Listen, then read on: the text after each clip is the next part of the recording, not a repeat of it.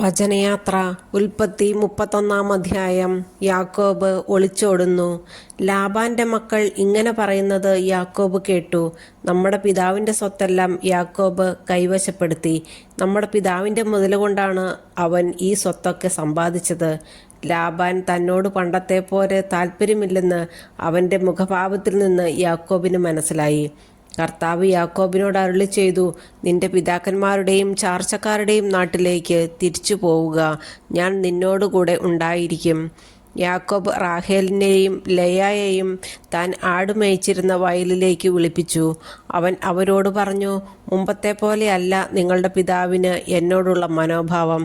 എന്നാൽ എൻ്റെ പിതാവിൻ്റെ ദൈവം എൻ്റെ കൂടെ ഉണ്ടായിരുന്നു.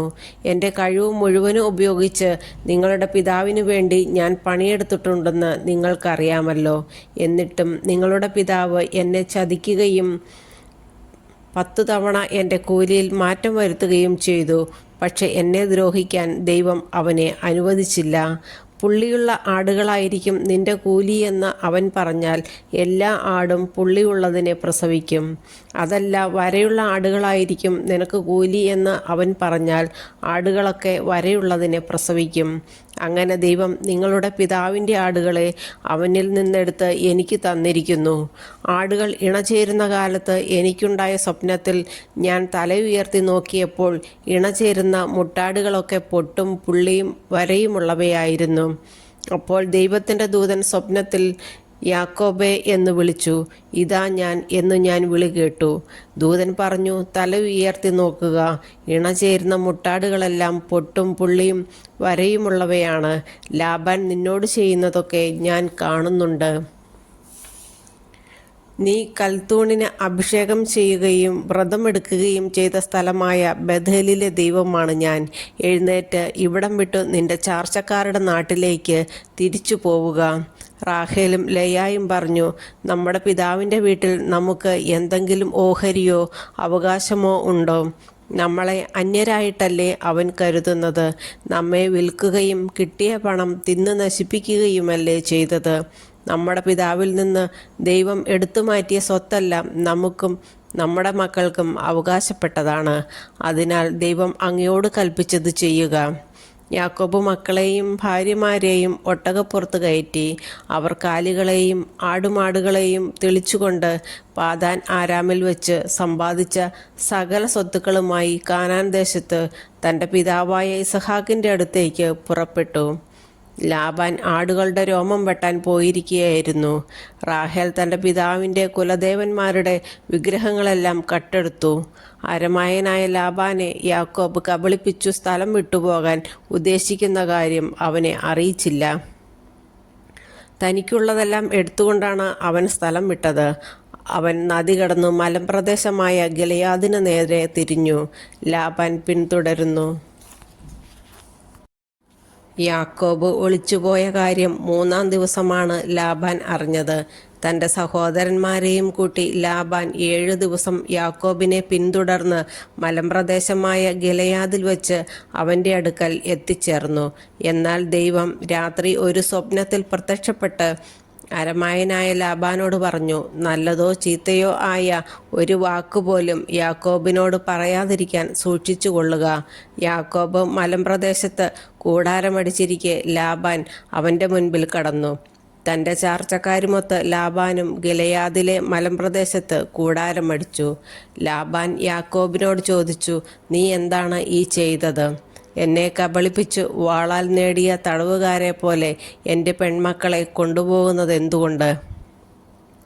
എന്നെ കബളിപ്പിച്ച് എന്നോട് പറയാതെ ഒളിച്ചോടിയത് എന്തിനാണ്?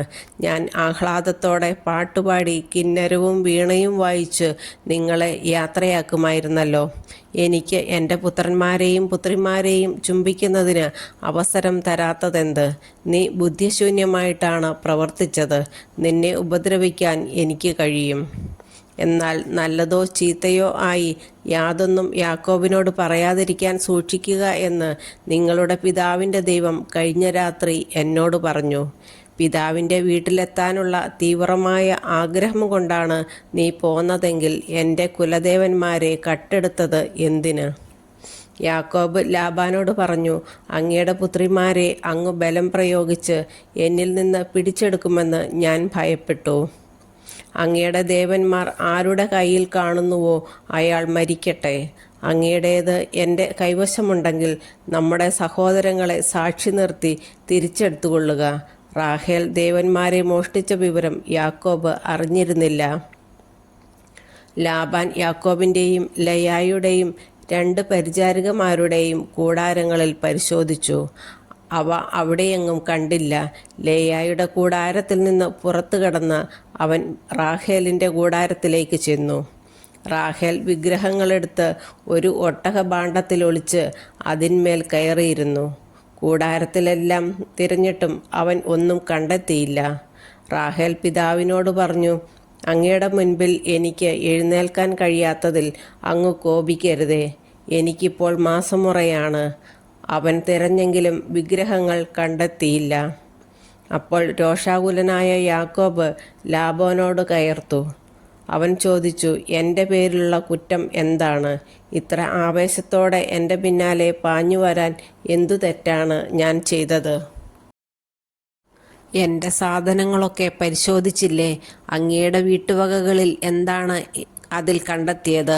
അങ്ങയുടെയും എൻ്റെയും സഹോദരങ്ങളുടെ മുമ്പിൽ അവയൊക്കെ നിരത്തി വയ്ക്കുക. അവർ വിധി പറയട്ടെ.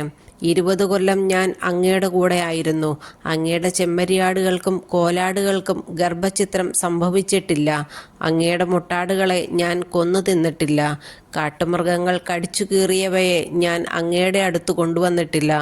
ആ നഷ്ടം ഞാൻ തന്നെ സഹിച്ചു. രാത്രിയിലോ പകലോ കളവ് പോയവയ്ക്കും അങ്ങ് എന്നിൽ നിന്ന് നഷ്ടപരിഹാരം ഈടാക്കിയിരുന്നു. അതായിരുന്നു എൻ്റെ സ്ഥിതി. പകൽ ചൂടും രാത്രി തണുപ്പും എന്നെ കാർന്നു തിന്നു. ഉറക്കം എൻ്റെ കണ്ണുകളിൽ നിന്ന് ഓടിയകന്നു. 20 കൊല്ലം ഞാൻ അങ്ങയുടെ വീട്ടിലായിരുന്നു. 14 കൊല്ലം അങ്ങയുടെ 2 പെൺമക്കൾക്ക് വേണ്ടിയും 6 കൊല്ലം ആടുകൾക്ക് വേണ്ടിയും ഞാൻ വേല ചെയ്തു. 10 തവണ അങ്ങ് എൻ്റെ കൂലിയിൽ മാറ്റം വരുത്തി. എൻ്റെ പിതാവായ അബ്രാഹത്തിൻ്റെ ദൈവവും ഇസഹാക്കിൻ്റെ ഭയവുമായവൻ എൻ്റെ ഭാഗത്തില്ലായിരുന്നെങ്കിൽ അങ്ങ് എന്നെ വെറും കൈയോടെ പറഞ്ഞു വിടുമായിരുന്നു. എൻ്റെ കഷ്ടപ്പാടും ദേഹാധ്വാനവും ദൈവം കണ്ടു. അതുകൊണ്ടാണ് കഴിഞ്ഞ രാത്രി അവിടുന്ന് അങ്ങയെ ശകാരിച്ചത്. ലാബാനുമായി ഉടമ്പടി. ലാബാൻ യാക്കോബിനോട് പറഞ്ഞു, ഈ പെൺമക്കൾ എൻ്റെ പുത്രിമാരാണ്. ഈ കുട്ടികൾ എൻ്റെ കുട്ടികളും. ഈ ആട്ടിൻകൂട്ടവും എൻ്റേതു തന്നെ. ഈ കാണുന്നതൊക്കെ എൻ്റേതാണ്. എൻ്റെ ഈ പെൺമക്കൾക്കും അവർക്കുണ്ടായ കുട്ടികൾക്കും വേണ്ടി എന്താണ് എനിക്കിന്ന് ചെയ്യാൻ കഴിയുക? നമുക്കൊരു ഉടമ്പടി ഉണ്ടാക്കാം. എനിക്കും നിനക്കും മധ്യേ അതൊരു സാക്ഷ്യമായിരിക്കട്ടെ. അപ്പോൾ യാക്കോബ് ഒരു കല്ലെടുത്ത് തൂണായി കുത്തി നിർത്തി. കല്ലു പെറുക്കിക്കൂട്ടുക, യാക്കോബ് തൻ്റെ ചാർച്ചക്കാരോട് പറഞ്ഞു. അവർ കല്ലെടുത്ത് ഒരു കൂമ്പാരം കൂട്ടി ആ കൂമ്പാരത്തിന്മേൽ ഇരുന്ന് അവർ ഭക്ഷണം കഴിച്ചു. ലാബാൻ അതിനെ ഏഗാർ സഹ ദൂത്ത എന്ന് വിളിച്ചു. യാക്കോബ് അതിനെ ഗലേദ് എന്നും. ഈ കൽക്കൂമ്പാരം എനിക്കും നിനക്കും മധ്യേ സാക്ഷ്യമായിരിക്കും എന്ന് ലാബാൻ പറഞ്ഞു. അതുകൊണ്ടാണ് ഗലേദ് എന്ന് അതിന് പേര് ലഭിച്ചത്. തൂണിന് മിസ്പ എന്ന് പേരിട്ടു.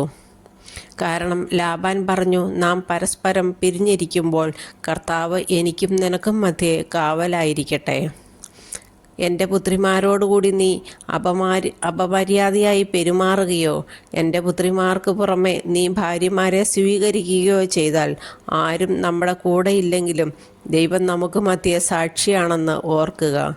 ലാബാൻ യാക്കോബിനോട് പറഞ്ഞു, എനിക്കും നിനക്കും മധ്യേ ഞാൻ ഉയർത്തിയിരിക്കുന്ന ഈ തൂണും കൽക്കൂമ്പാരവും കാണുക. നിന്നെ ഉപദ്രവിക്കാൻ ഈ കൂമ്പാരത്തിന് അപ്പുറത്തേക്ക് ഞാനും, എന്നെ ഉപദ്രവിക്കാൻ ഈ കൂമ്പാരത്തിനും തൂണിനും ഇപ്പുറത്തേക്ക് നീയും കടക്കുകയില്ല എന്നതിന് ഈ കൂമ്പാരവും തൂണും സാക്ഷിയായിരിക്കട്ടെ. അബ്രാഹത്തിൻ്റെയും നാഹോറിൻ്റെയും അവരുടെ പിതാവിൻ്റെയും ദൈവം നമുക്ക് മധ്യേ വിധിയാളനായിരിക്കട്ടെ. യാക്കോബും തൻ്റെ പിതാവായ ഇസഹാക്ക് ഭയപ്പെട്ടിരുന്ന ദൈവത്തിൻ്റെ നാമത്തിൽ സത്യം ചെയ്തു. മലമുകളിൽ യാക്കോബ് ബലിയർപ്പിക്കുകയും അപ്പം ഭക്ഷിക്കാൻ തൻ്റെ ചാർച്ചക്കാരെ ക്ഷണിക്കുകയും ചെയ്തു. അവർ അപ്പം ഭക്ഷിച്ച് രാത്രി മുഴുവൻ മലമുകളിൽ കഴിച്ചുകൂട്ടി. ലാബാൻ അതിരാവിലെ എഴുന്നേറ്റ് തൻ്റെ മക്കളെയും മക്കളുടെ മക്കളെയും ചുംബിക്കുകയും അനുഗ്രഹിക്കുകയും ചെയ്തിട്ട് വീട്ടിലേക്ക് മടങ്ങി.